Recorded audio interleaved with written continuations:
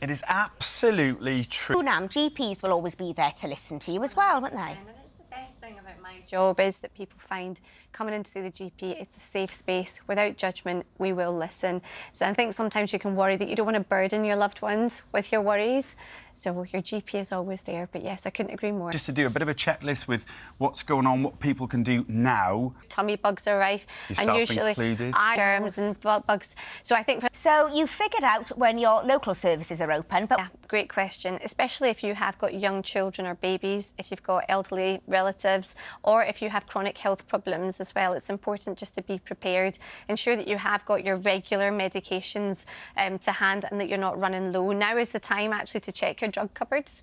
What is in date, what's out of date, and in which case you hand them back to the pharmacy. Do not bin them, do not flush them down the loo. But the other thing, just a couple of weeks, then put that request in now. We don't close until the 25th. So do that in advance. If, of course, you do have any minor ailments, check in with your local pharmacy. Pharmacists are amazing at treating minor ailments.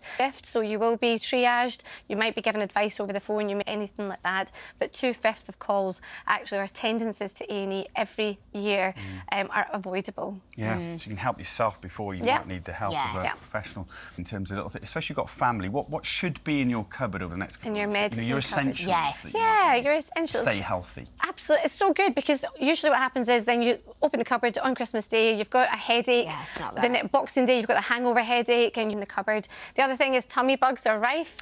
Yeah. Really have some anti-diarrheal medicines for tummies, and having something for indigestion is also very good. And of course, just check that your first aid box is terrible at cooking. I cut myself every time.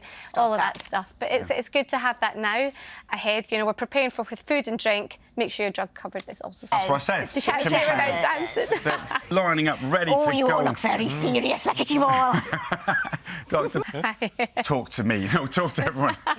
What do we need? I do love home remedies. Yeah. Yeah, and I think it's important. The one thing I'd say is have some mint. Stock up on mint. Add that to your shopping list because we all get bloated. We get a bit turmeric. Yeah. It's so good for you, for the immune system. Ginger's another good one for nausea and indigestion. Boil some water, grate some ginger into that, and sip that away. Very good for you.